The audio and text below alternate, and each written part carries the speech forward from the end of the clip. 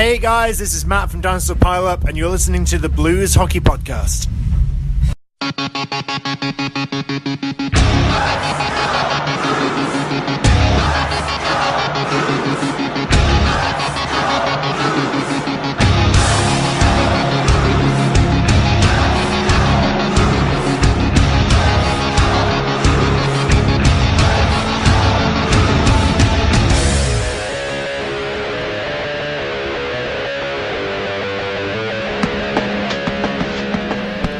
Welcome back to the Blues Hockey Podcast. I'm your host, Jason, along with Chris. Yo. All right. And been off for a bit, so the Blues, we're calling this our midterm grades. A little past the midpoint, technically, but we'll pretend it is. We're at the All-Star break. Ryan O'Reilly, pretty good showing last night. 2 goals, 3 assists? 5 assists. 5 assists, wow. So 7 points. He's in the final 4 for voting for MVP. I believe he was the leading vote getter from the Western Conference. Yeah, so because Sidney Crosby wound up winning. Because he had a day. Yeah, he did have a day, so that kind of helped. So Central finally won a game. Convincingly. We were texting back and forth during this, and I was kind of out and about, and I kind of just caught the very end of the Central game. Dude, it was an ass whooping. Yeah, so for once, 10 goals. John Gibson got kind of lit up. John Gibson looked just like he looked against the Blues earlier in the week. Yeah, so maybe he's going through something. Not good for my fantasy team. But Truth. But, yeah, so Ryan O'Reilly, I thought it looked good. I thought he looked very good. Yeah, we'll take it. Obviously, it was interesting to see him centering the 2 Avalanche players because, with McKinnon being out. Oh, yeah. Everyone's like, oh, he's got chemistry. I'm like, oh, you think? You think? Yeah. He used to be there. Yeah. So no, I thought it was great. I thought that the games overall, the Metro and Atlantic game was the only really competitive game of the day. Yeah, it was close. Yeah, because even the final ended up was 10-5 Metro over the Central, but at one point I think it was like 8-1. Yeah, thanks Devin Dubnyk. He is. Let's just call him what he is. I said it on Twitter last night. He is the Curtis Joseph of the modern day era. All right. Like he's fine, and like I'm not a fan, but he gets his teams into the playoffs. But when the spotlight is on him, that dude is trash. Or he's like hot and cold, basically. Yeah. So O'Reilly's goal against Fleury was pretty great, where he knocked down the pass for Burns and had like a breakaway. And Fleury came, mind you, Fleury just came out diving out there. But, but O'Reilly deked around him and just had an easy goal, so it was kind of cool. His second one was very odd. Yeah, so I didn't get to see the second one yet, but yeah, so that one was on Twitter quite a bit. So yeah, O'Reilly did good. The Blues are on quite a break as well. They're off until next week, right? February 2nd. Yeah. We're recording on the 27th. One of my favorite days of the year. It is Royal Rumble Day. Yeah, man, love it. So we got that coming up very soon. We got a lot of people coming over. Yep. It's gonna be a good time. So we're gonna knock this one out real quick. We have our midterm grades. So I guess Professor Martine and Professor Frank will give out their midterm grades for the St. Louis Blues and see how they're doing. We also got an interesting. Chris sent me a very interesting article, which I thought was pertinent to this. Mm-hmm. It's for any of you NHL 19 fans out there. They update quite a bit, guys' rankings and how they're doing. So they kind of their midterm updates. Yep. Which, if you don't think it's a real thing, like the players legitimately will pay attention to this. Like, especially, it seems like the big 3 are their NHL game, obviously Madden for football, and then their NBA game. Yeah. And there's players that will petition EA saying that their rankings aren't high enough. There's a football player who was real pissed about this. Oh, yeah. There's an actual Twitter account, and I forget what it is, that you can tweet to, and it's basically the desk of the people who come up with these ratings for the games.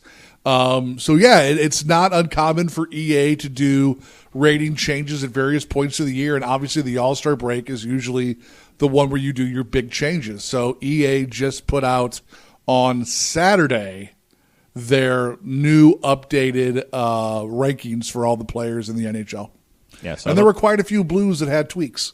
Yeah, so we're going to go over some of those so far. We won't go every single person, but we'll do some of the pertinent ones which you thought might have been maybe a little too low, maybe a little too high. So we'll talk about those. I think there was, all in all, 7 Blues whose rating changed in the game. Yeah, so we'll talk about those coming up. But first, let's get to our midterm grades. So we're not going to do any game recaps this one. We're going to change it up for this time and talk about grading. So first person, and I'm going to go kind of like how the Blues are doing are in points in case people want to keep track at home and talk about some other things. So First person, obviously your leading point getter of the St. Louis Blues.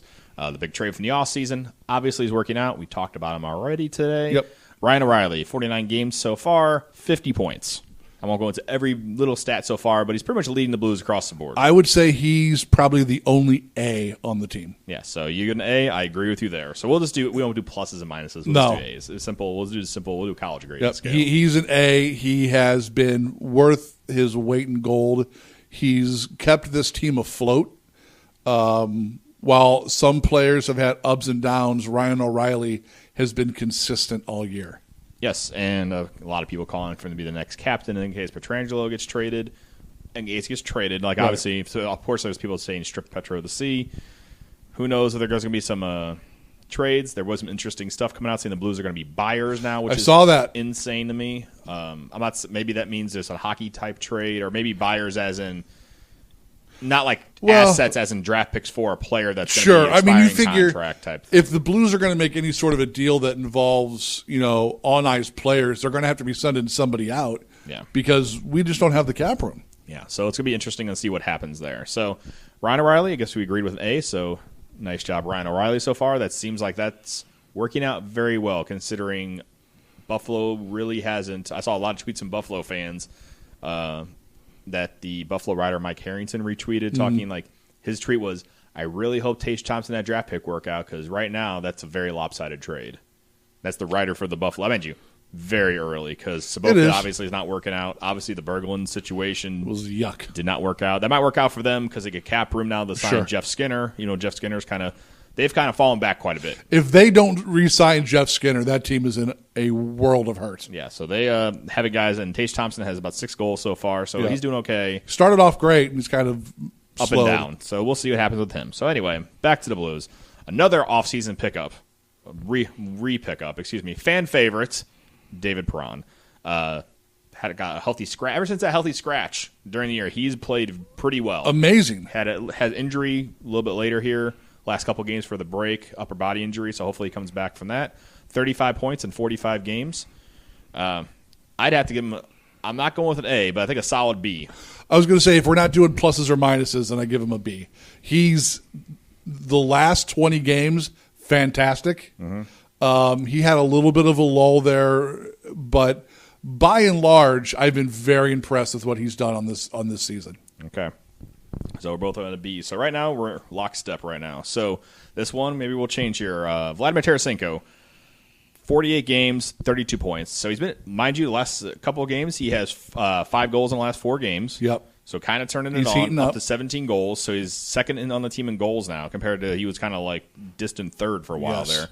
Unfortunately, he is a team worse, -11 in the plus-minus. So consider that. So I'll defer to you on the first part. What do you think for Vladimir Tarasenko? I don't think the plus-minus weighs as much on me as it does with other players, because he's going to get a lot of minutes, so he's going to be on the ice for a lot. I'm going to give him a C. Just because we're judging the whole season up till now. And when you have an entire month where you only have, was it 6 points in December? Yeah, and only 2 goals. Oscar Sundqvist outscored you in December. Yeah, that's a problem. Yeah. When you're supposed to be the guy. Yeah. He obviously has found his stride the last maybe month. The shoulders finally kind of healed. Something is finally connected, and he's looking more and more like the Tarasenko that we know. Mm-hmm. But right now, if we're going by the full season, I give him a C. Yeah, I kind of will agree with you on that one. I think early on, there was a month of December, you didn't know if he was playing or not. I agree. He was not great. Like the last couple of games, I think we've kind of starting to see that Shen, Schwartz, Tarasenko line, and we'll get that line the Ducks had. When we played the Ducks, where it was O'Reilly, Shen, and Tarasenko. Great. Holy bejesus. Yeah, Shen maybe not happy being because he prefers center, but him on the left wing, he looked great. That line was insane good. So who knows if that kind of they shift that around. That could be something that you shift maybe Thomas to like the center position now, instead of having, you kind of had the problem with Bozak being your third center and then Thomas, you know where to put him. Maybe you shift around and maybe make Thomas like your third, maybe move Bozak around. Who knows? So a lot of options coming up. So we'll talk about Braden Shen. So coming off a career year last year, 70 points. Not exactly there this year. 45 games, 27 points, -10 again. for your plus minus. So he's just right behind Tarasenko. So had a real rough go of it this year. I have some critical comments early on this year when it came about Alexander Steen. We talked about that earlier. You have one more year left, about a little over $5 million on his cap space. He's been heavy in the trade rumors. Boston is one of the possible places. So what do you think, Braden Shen, this year? I'm going with, I think I had maybe high expectations this year. I did too. I was expecting maybe not 70 points, but a solid 60 points, which he still could get there. He has 27. But at times, just like Tarasenko, that line did not look great. I agree. So I'm going with a C for him as well. Same. Yeah, so I think Shen definitely can improve, and maybe with Tarasenko scoring, maybe that'll boost that lineup. Yes. We'll get into the other third of that line a little bit later here. So Vince Dunn, interesting here. Scratched for a couple games recently, or early in this year, kind of here and there. 5 goals, 16 assists, 21 points, plus 8, amazingly, which is kind of surprising to me. But been on the first power play unit this year, playing a lot. I think he's had his mistakes. He had the kind of giveaway in overtime recently where the Blues cost the Blues an overtime game. This is the area where we're trying to start a lot of the same grade, I think. C, I think, is where we're looking at. I would agree. He shows flashes of brilliance and then flashes of, oh, boy. Yeah. But I think that the future is very bright for Vince Dunn. I think that he's going to be a cornerstone defenseman of this team. Yeah. He has the ability to score. We just need to work a little bit on some of the defensive fundamentals, I think. Mm-hmm. I agree on that one. So, like I said, being a young defenseman, I think that will come in time. I agree. So, the other third of the line we just talked about was Jaden Schwartz. 36 games, had injury earlier in the year, 3 goals, 18 assists, -1. Interesting article on The Athletic where somebody broke down, I think it's Evan Sporer, I think his name is, broke down like kind of how he's doing, and it pretty much makes Schwartz is actually really bad luck. It's basically, that's at the end of the article, that's kind of what it came to. He has some really bad shooting luck this year. 3% shooting percentage right now. He hit the crossbar twice at Anaheim? Yeah, so I mean, that's kind of what they say. He's just kind of snake bitten this year, but he's doing a lot of other things really well. The Corsi and all the all the fancy stats has been pretty decent for him. But to me, and this might be too critical, this team revolves around him. As much as you want to say Tarasenko's the star, he seems to be like the little engine that could. It's the thing that powers his team. And I'm going with this, the way the team has gone, a D. Yeah, for all the Corsi stats and all the deep hockey stats that show, he hustles, he does this right, and he does that. This is a performance-driven league. And at the end of the day, you're paid to put the puck in the net. You're supposed to be a top 6 forward on this team. I believe right now he's on the third line. Yeah, he's jumped around quite a bit. Yeah. So yeah. But should be a top 6 guy. Yeah, I'm with you. I have to give him a D just because he's if not technically the top left winger. If you look at our lineup, he should be the number 1 left winger. He should be. Yeah, he should. He absolutely should be. Look, I get it that players have years that are just not their year, but if you had told me that we would be sitting here at the end of January and Jaden Schwartz would have 3 goals, I would have laughed at you. Or I would have said, oh, he must have been hurt this year. Yeah, if you said something like Oscar Sundqvist is outscoring him, I would have been like, you're high. Yeah, if you would have showed me a stat line with one guy with 3 goals and one guy with 10 goals and then said one of these is Jaden Schwartz and one of these is Oscar Sundqvist, you tell me which one's which, I would have said that Schwartz was the guy with 10 every time. So, yeah, I agree with you. Just because it's a performance-based league and he's not doing it, I got to give him a D. And it sucks. I don't want to do it, but yeah. Phrasing on top of that. So Tyler Bozak is our next guy. 40 games, 19 points. Signed in the offseason, 3-year, $15 million deal. I know we were on the kind of opposite side of the fence on this deal. And I just think, unfortunately, he's not, to me, for what he's getting paid. I know the Blues be considered maybe overpaid a bit. Got hurt recently with upper body injury. I'm leaning towards a D as well. I was kind of expecting more because some nights he seemed invisible to me. But I also kind of consider who's on his line, so maybe that's kind of why. I'm not really sure. So for right now, like you said, performance-based, from what my perspective, I'm going with a D. You and I are finally having a different grade on Bozak. And I definitely am pro Bozak. I like him. I like him where he is on this team. I like him that he is, a third center.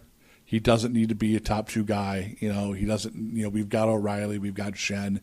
Maybe that's going to change if they keep that line together like we discussed. The injury definitely hurt him a little bit. Yes, he has had his share of horribly missed empty nets. I'm going to give him a B, and I'm not going to hold his contract against him, just like I didn't hold Berglund's against him. I think that for the time he sees on the ice and who he has on the ice with him, he's done a good job. Yeah. I would like to see more from him personally, but I agree. It's sort of like when you talk about Robert Thomas.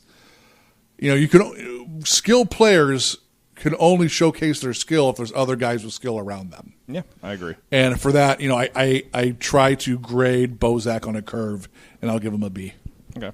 So we'll go into our kind of defense next, and I'll go with a couple guys here. Alex Pietrangelo, 38 games, had an injury, 19 points. Also, Colton Parayko, 49 games, 13 points. Let's go do those two first because it kind of changes after that. So let's go those two. So I think both of them, and then I agreed with them about the same. Pietrangelo's been the definition of streaky this year, where he looks, I think, like an old self for a couple games, and all of a sudden he just looks not the Anaheim game. What's the game before that? He just looked awful. Like what was the game Washington, won the Washington game. But anyway, so he just did not look great. Let's just put it that way. And I just think that you just need more at the LA Kings game. He was on the ice for all four of those games. That's a game that you should not have lost. Nope. And he did not look great. And he was on the ice for all 4 goals against. And that's your captain, your leader. And that's why I think when it comes down to it, due to Steen's contract being pretty much untradeable, very close to it, without having to give up a prize pick or prospect to get rid of that contract. That's why I think Alex Pietrangelo is definitely going to be wind up being the guy that's shipped out. Either I think on the offseason. I think honestly the bigger trade, as much as the Blues is somewhat stabilized, I guess they're about 500 now. Yeah. I think you're see him shipped out in the offseason. I would say that you're going to see one or both of those guys gone. Yeah. Yeah, and I think that's why I'm putting them together in this, and I think I'm putting them both at a C grade right now. I think while they've had great, I think when Parayko had to fill in for Pietrangelo, he struggled at the beginning. Yes, but I think he kind of stepped up, and I think we've seen the flashes of maybe not a superstar type defenseman, but a solid number one guy that could anchor your defense. So I give them both a C. I give Parayko a C. I think that the game's starting to come around to him. He still has not succeeded to the level he did his rookie year, but he seems to be catching on a little bit now. The beginning of the year was rough for him. Alex Pietrangelo, I'm going to give a D. I think that for someone who has been around the league this much, for someone who is a perennial conversation piece in the Norris Trophy, for someone who is a captain of a team, for someone who has as many accolades as he is not doing the job. And I don't know what it is, man, but he's just not getting it done. You're right. There's games where you're like, there's Petro. But then there's games where you just look at him and you're like, holy crap, who brought Eric Brewer back on this team and put him in a different number? I agree. So he's been, like I said, the definition of streaky this year, along with Parayko, but I think Parayko's last couple of games have looked pretty great. So next guy, which is, I think the Blues, I'm going to say biggest surprise this year. You can say make your Tom Wilson knock some sense in hockey sense to him joke all you want, but Oscar Sundqvist, 41 games, 10 goals, 8 of those are even strength. Mind you, he was outscoring even strength-wise Vladimir Tarasenko up until recently. Yep. 10 goals, 6 assists, 16, and -1.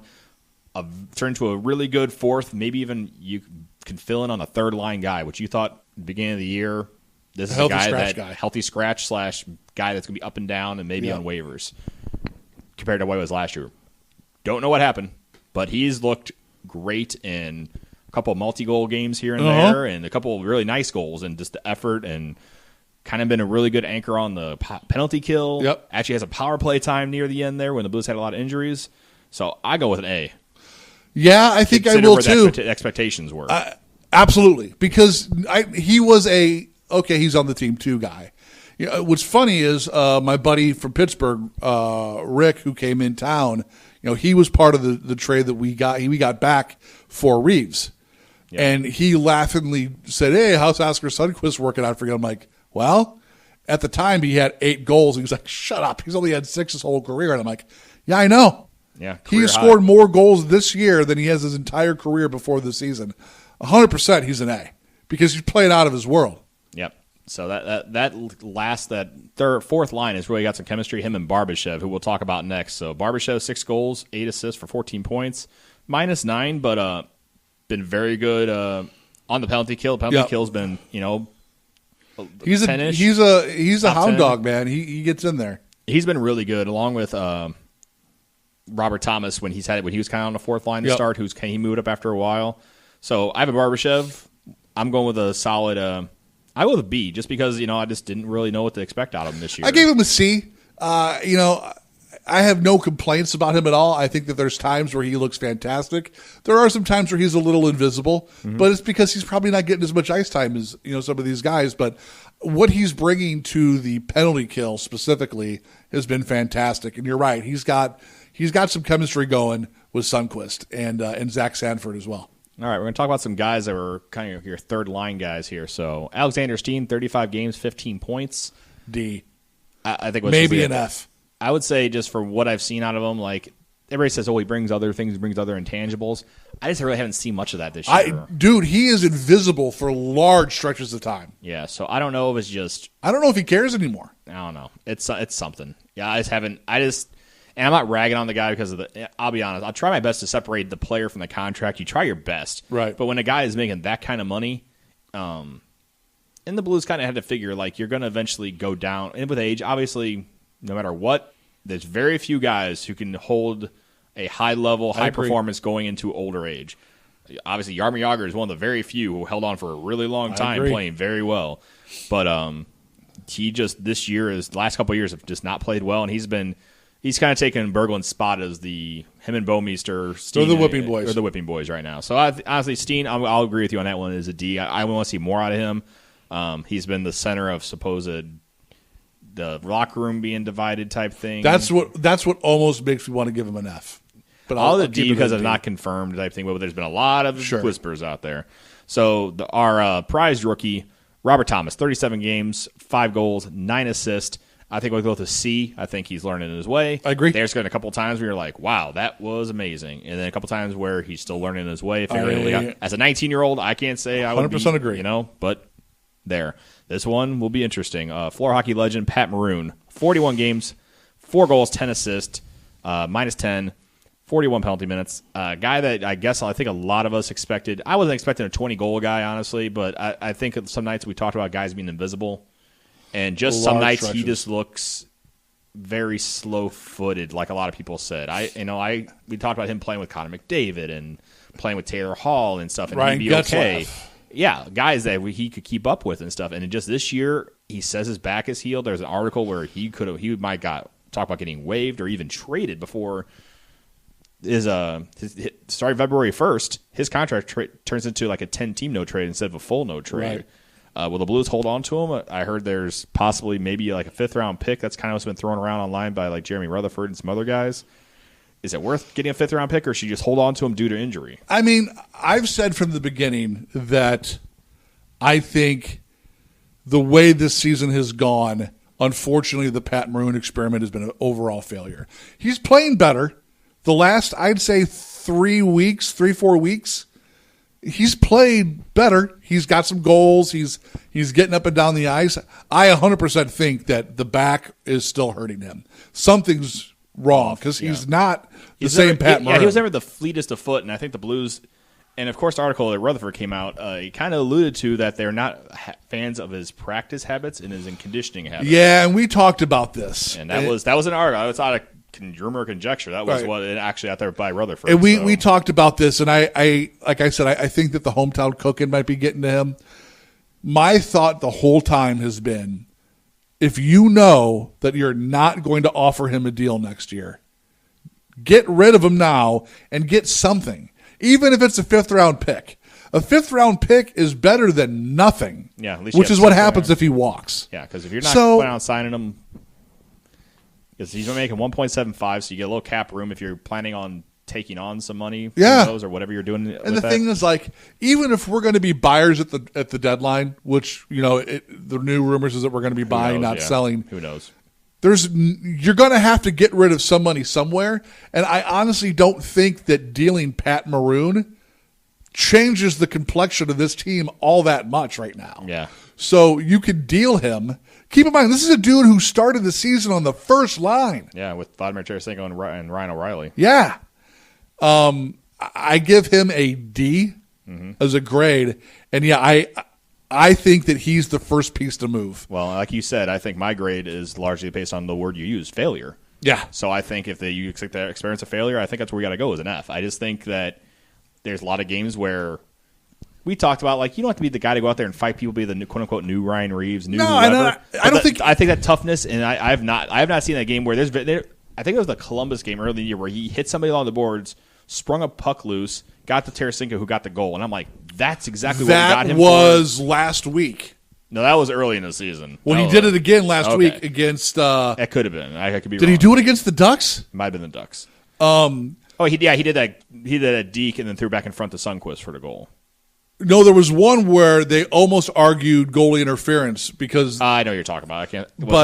Anyway, go ahead. Anyway, look, no one in this world wanted the Pat Maroon thing to work more than us because I love having a hometown guy on the team. Oh yeah, especially one that I beat in the faceoff circle. I'm just going to bring that up whenever I can. Yeah, I'll blame you. That's my one moment of fame. I almost got so there you go.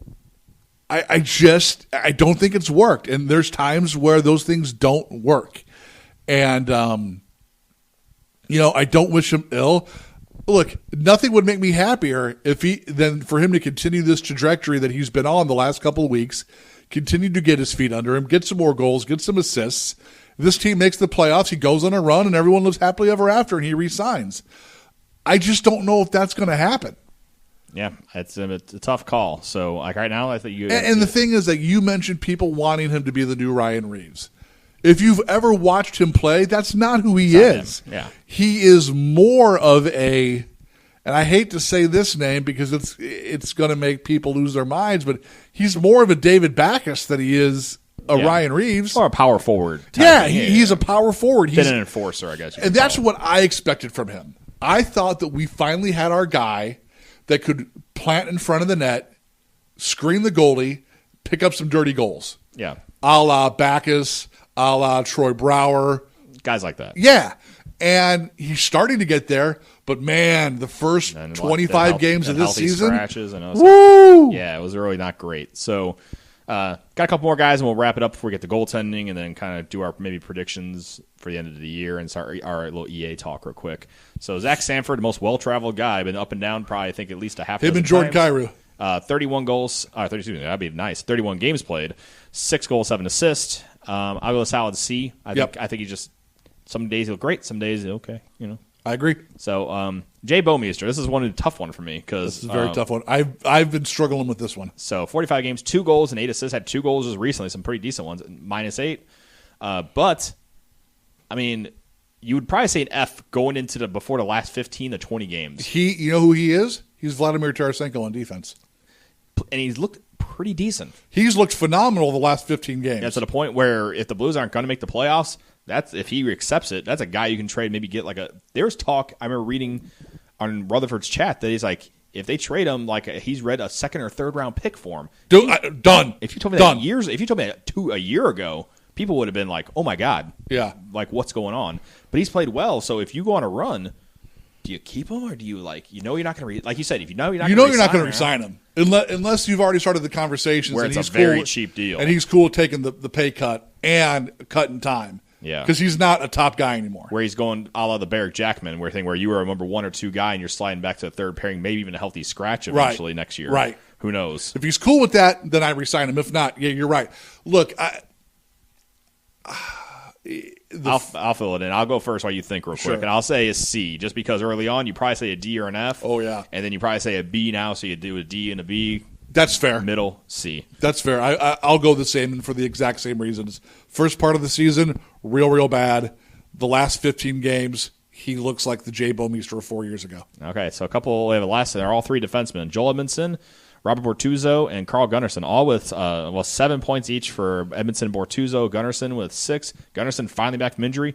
Looked pretty decent. I'm going with incomplete for him just because he really hasn't been around this year. Looking good so far. I'm going to go with an incomplete and an asterisk of please stop trying to make Boom Boom Gunnarsson a thing. Let's go with that. That's paying on that one.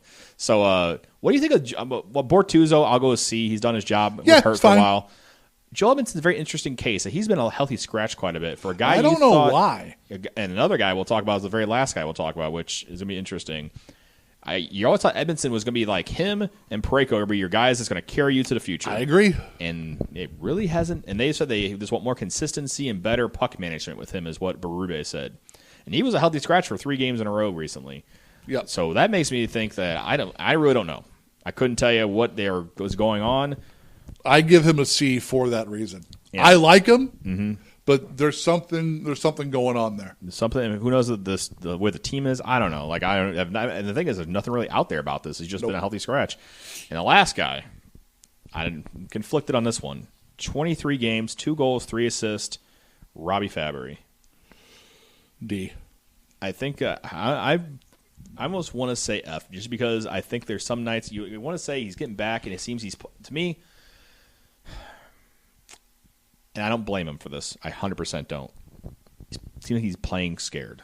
He 100% is, and that's why I don't give him an F. Because I don't think it's effort. I don't think it's skill. I think it's in his head. And I think he is 100% scared of blowing it out again. And I'll go with you this time. I'll move it up to a D just because I don't want to fault the guy because you're in your early 20s and this is what you dreamed of doing, and it's almost it could be gone if it happens again. And maybe he realizes that, and he's been a healthy scratch quite a bit, and people are like, for example, the Blues called Mackenzie McEachran, a guy who I thought would never make it. I'll tell you honestly. right now, I think that, and I would have 2 years ago said, there was, even in the middle of him losing the season to injury, there was no way they would do it. I think Robbie Fabry gets shipped out. And because he's a restricted free agent at the end of the year, so he could be another prove me deal, or he could be possibly included in some trade, possibly. Who knows? Yeah. Now goaltending. We'll go Chad Johnson incomplete due to losing him on waivers. Correct. Ville Husso, I think, never got called up technically. Nope. So we have a couple guys that are left here, which is kind of interesting. The number 1 starter over time, Jake Allen, 15-15, 3.04 goals against, a .897 goals against. And it's not me being a Jake Allen hater, and I'll take the flack for this if anybody wants to say something, because like we talked about, we want him to succeed, man, because we've seen how he's in the playoffs. Oh my God, we see how he can be when he's on, but when he's off, he's off. That's an understatement.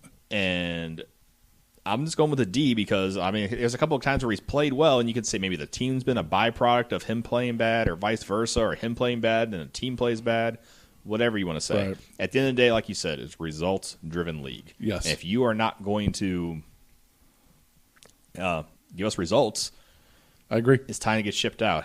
2 more years at 4.3. We talked about the rumors last week or last time we talked. Who knows if he's here next year? I think for the sake of the St. Louis Blues and the sake of Jake Allen's career, I just think there needs to be separation at the end of the year. I don't disagree with that. And I'm not saying Jordan Binnington is the answer at all, but I just think for both sides, I think it's time to – it's not toxic, but to the point where they're so lumped together right now, and Allen can't get out of his head, and then maybe the team just can't think they can depend on him. Who knows how it is. Got to go with the D for Jake Allen. I gave him a D as well. Now, I will admit that there are games that Jake Allen has won for the Blues this year. There's been a couple of games where Jake has stood on his head. There have been far more games where Jake Allen has been pulled because he couldn't stop a beach ball. Yeah, and that's the problem. And that's a huge problem because if you listened to anybody in the preseason do their breakdowns of the St. Louis Blues, the one thing everyone pointed to was goaltending and can you count on Jake Allen? Jake Allen came into the season knowing I've got to step up. It wasn't a surprise. It wasn't thrown on him 5 minutes before the first game of the season. Jake Allen has known since the end of last season that this season was his make-or-break year with the St. Louis Blues. And by and far and large, he has not got it done. To the point that I think right now, dude, if we're talking real, I think Jordan Bennington's your starting goalie. And he's played. He started 3 in a row. 3 in a row, and I think, 6 of the last 10? 6. I have to go that far back, but I know at least 5 of the last 7. Yeah, I don't think Jake Allen's your starting goalie right now. Nothing's been said, but I think it's leaning that way. So, yeah, I give him a D. I won't give him an F because he has stolen a couple games. But and we won't say it's 100% on him either. Right. But I mean, look, his team has let him down his first share. But at the end of the day, you have one job, and that is to stop the puck, and you ain't doing it. And it's not a 1-year thing where this has happened. No, it's not. This has slowly been over time. And that's why I brought up that, like, it's not a surprise to him or anyone that he was under the spotlight this year. You step up or you're done. And he hasn't done it. Yeah, and unfortunately, some guys, like when the spotlight's on them, they shine. Like, let's just say, for example, Alexander Ovechkin, there was a long time when that dude couldn't get it done in the playoffs. Mm-hmm. And then just within the last couple of years, when they've obviously winning the cup or going deeper in the playoffs, who knows what clicked. Right. Some guys, it took him a while, almost 10 years, to get it to click, and it worked.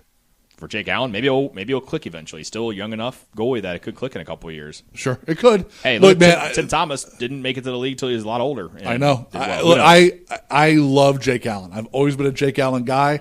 I was singing the praises of Jake Allen before he ever officially put on a Blues uniform. What he did in juniors and what he did with Team Canada, I remember sitting there when the Blues drafted him and going, "This is our guy. This is the guy that's going to win a cup for St. Louis." And I don't know what is wrong between the ears with him, but it's getting worse, and it concerns me because you're right. I don't think he can get out of his own head. Yeah, so let's go into the quote-unquote now possibly starting goalie. Jordan Bennington, which you out of nowhere, basically. Not out of nowhere, but he played very well last year in the minors, but he was still an afterthought. Number 4 goalie on the depth chart coming into this year. And now is probably your starting goalie for at least the second half of the season. He looks like it. 5 wins, 1 loss. Was just that Kings loss, which you can say the team really wasn't great. 2 shutouts in his first 3 games? 1. Had his 1.84 goals against, and this is the thing that I measure off of. The goals against is one thing, but your save percentage, even in losses, if you have a good save percentage, that means you're playing well. A .924. That's good. That's above league average. Yeah. So I go with just so far. I don't want to be over the top with it, but definitely a B. I gave him an I for an incomplete just because the sample size is so small. It's small. If I'm going to judge off of the sample size, I'm going to give him a B. I agree with that. The I might be a good idea since we did the same with Gunnarsson in 16 games.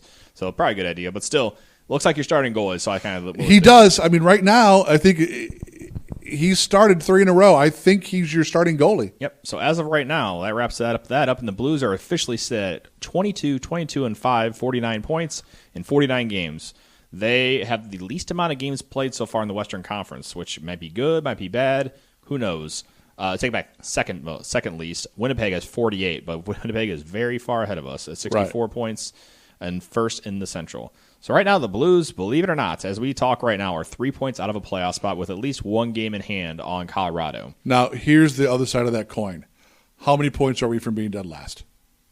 I'm right there. I am at we're at 49, and we're dead last in the West.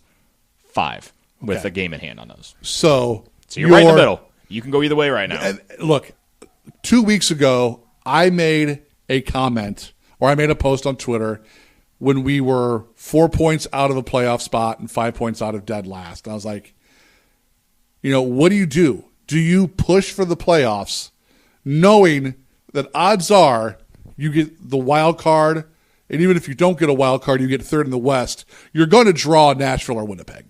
Mm-hmm. And probably get thrown out rather quickly. Yes, if you get it there, and who knows? And anybody from the Pacific is playing pretty well too. So I mean, you're gonna get a pretty good team no matter where it's going. Point being, and I think you'll agree with me, I don't think that this is the 2012 LA Kings. Correct. Is it better to push into the playoffs to get bounced quickly, or is it better to lose games and at least get a decent lottery pick? Even if you don't get Jack Hughes, let's say a top 10 guy. There's a couple of guys in that draft that are decent. Yeah. And we're not too far away from being 1, 2, or 3. Because what is it if you right don't win?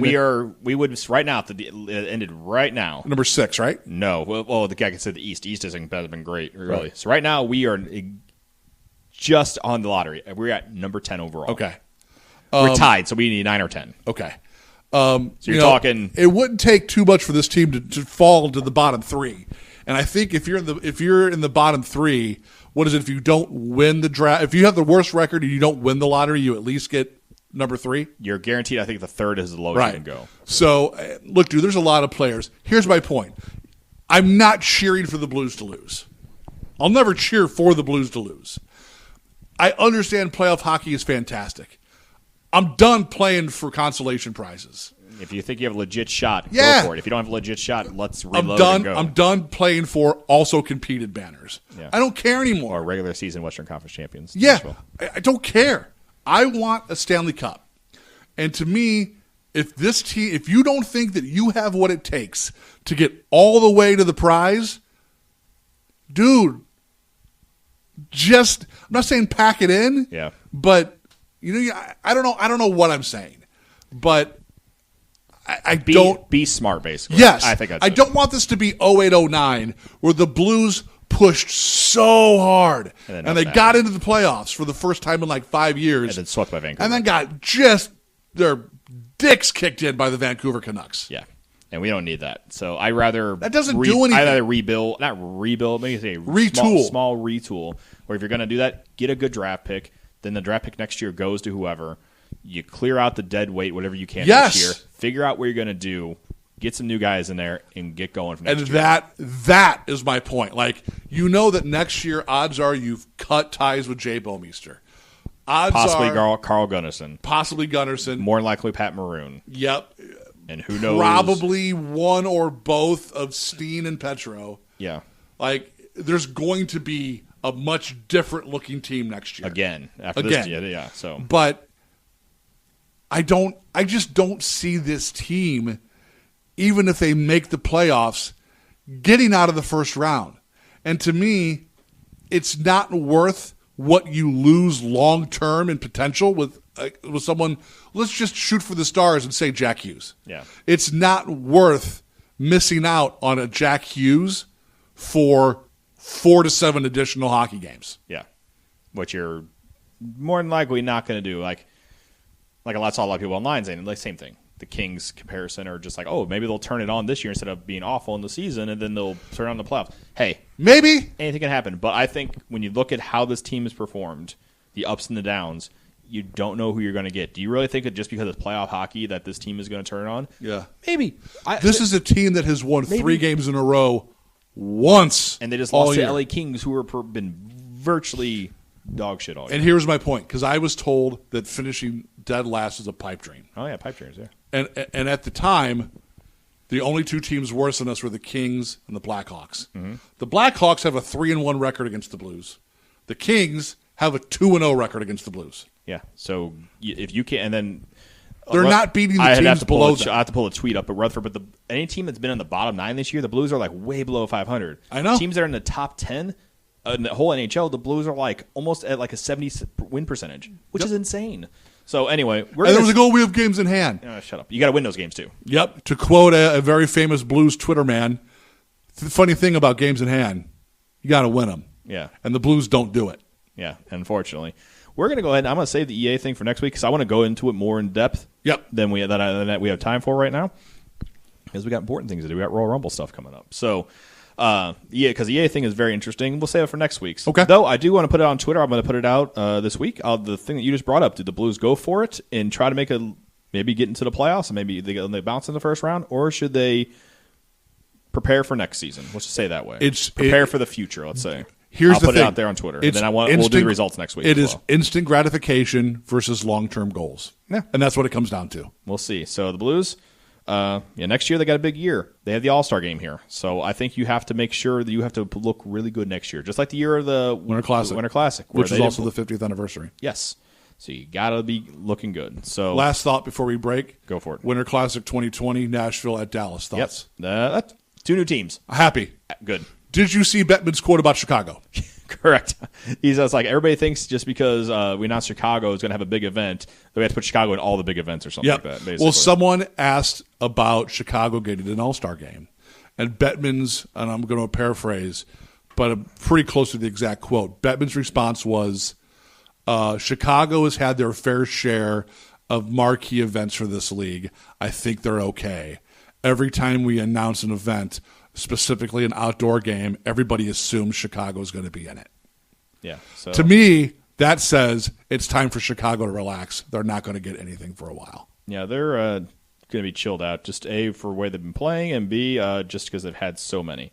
So pretty interesting. And then also, I want to go into more depth of this too, and I want to do more research on it. You see about the tracking when they put in the chips in players' jerseys and stuff? Yeah, I saw some of that. It's interesting. I want to get more. I want to read about it more. I didn't get too much into it, so I want to talk about that. I was not a fan of the black trail on the puck last night. Yeah, it was interesting. To me, it screamed of Fox Tracks all over again. So I want to.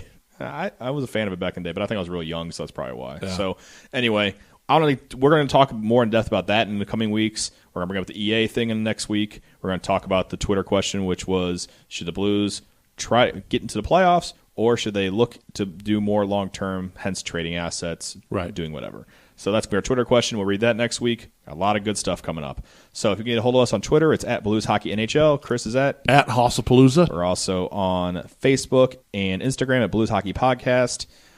Go ahead and find us on our website, blueshockeypodcast.com/.net. Same thing.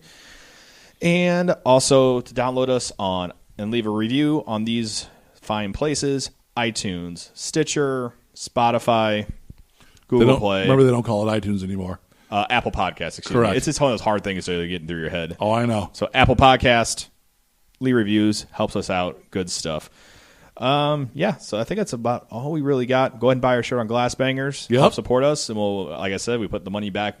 You probably can't tell yet. We got stuff in working on the planning. We have money sitting there to spend on the podcast. Me and Chris, we're in the black. Yeah, we just haven't decided what to spend it on. That's just been the problem. So we're gonna do some good stuff coming up. Hopefully, the thing that we were supposed to do, the special event which we talked about last time we talked about, got snowed out. So that was the day of Snowmageddon. Yeah, Snowmageddon happened in St. Louis. We got 12 inches of snow, and I don't know about you, my street didn't get plowed until about 2.5 days later, so I couldn't get out. Mine got plowed the next day, and I live close to where we were going to go. Yeah, but it was still not great. So we're not going to say where we're going to go because it still might happen coming up. So we got rescheduled dates, so we'll go from there. So Royal Rumble thoughts real quick. Who is winning? Men's. John Cena. Not injured. Oh, when did that happen? Apparently like 2 hours ago before we started recording. Dark horse, Roman Reigns. Ooh. Just casting as The Rock's brother in the new Fast and Furious movie. I think he makes an appearance tonight. I'm going with Seth Rollins. It's very too easy. Kenny Omega's not showing up, sadly enough. Women's. Charlotte. Yeah, that's the base obvious one. I would like to see something interesting like Becky does something crazy, but we'll see. Anyway, that's enough of that. Blues got some work to do. Let's put it that way. Look, where we're sitting now and where we were a month ago is night and day difference, and this team is at least fun to watch now. Yeah, we'll see. You never know what you're going to get. And we have fun things to talk about. I don't feel like I'm going to a funeral every time I come over to record. Yeah, I know. Hey, we're fun. Yeah, we try. Boring, monotone voice. No. Again, thanks to our parents for all the 5-star reviews. Yeah, I appreciate it, guys. And thanks to our parents for supporting us through our podcast. We'll talk to you guys next week. See ya.